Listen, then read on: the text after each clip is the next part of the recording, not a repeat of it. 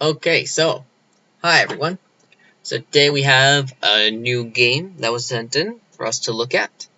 So this game, both players are rated about 1,000, and so I don't exactly know how to pronounce the first part of this username, so we'll just say this player's username was Emily.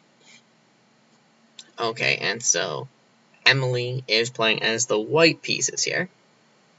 And so this game was I think a 15-minute with 10-second increment. And this game, we'll call this a miniature because it's only 9 moves. But still, there's some nice things we can look at. Okay. So, first move here, e4. Followed by e6, French defense. d4, and c6. So c6 isn't such a great move because usually the best move will be d5. Immediately hit the center. You always want to hit the center. c6, not quite as good because you're kind of accepting both downsides of both the French and Caro-Kann. And those downsides are c6 before c5 uses an extra tempo.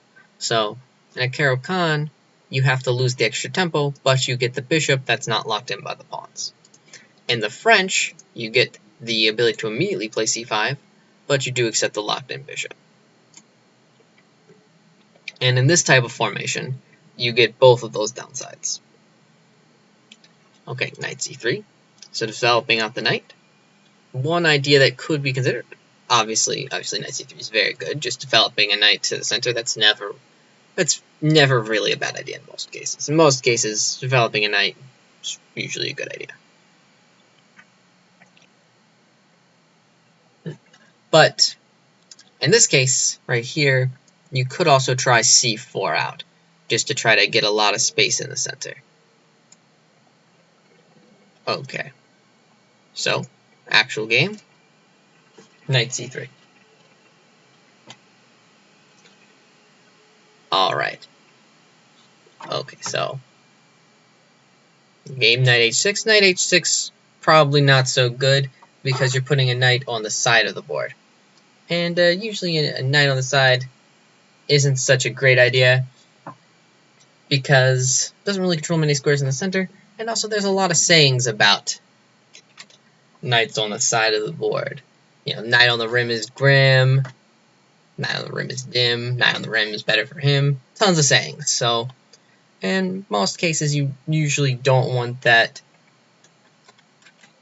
and it's better to not put your knight on the side.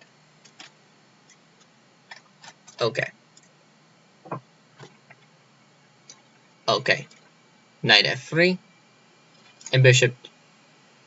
After f5, bishop takes on h6. And so first let's discuss f5. So f5, not so great of an idea because you don't want to change the state of the center if you are underdeveloped. If you're less developed than your opponent, you usually don't want to open things up. And bishop takes h6 is played. So this is kind of one of those things you have to think about and consider the pros and cons of. Because, yes, you do get to double pawns, but at the same time you are giving up the bishop pair. And, you know, there are some weak squares that could potentially happen to come about by, you know, some of black's moves putting all the pawns on light squares. Okay? And knight e5. So this is actually kind of dangerous. And black misses it by misses the threat by playing c5. So right here, there's actually the checkmate that happens in 3 moves. So you want to maybe pause and try to find the checkmate.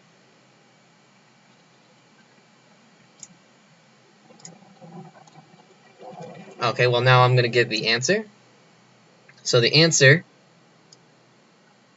queen h5 check, king e7, queen f7, king d6, and knight to b5 checkmate.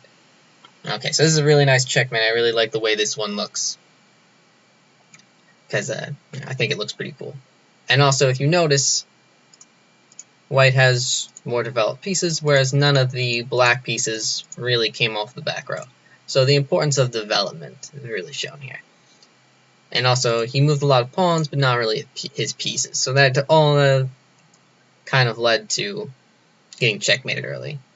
Also, if you look, White also has his pawns in the center. So better center control, more active pieces, and all of that led to a very quick checkmate. So yeah, so that was a good game to look at. Okay, so that's going to end it for this game.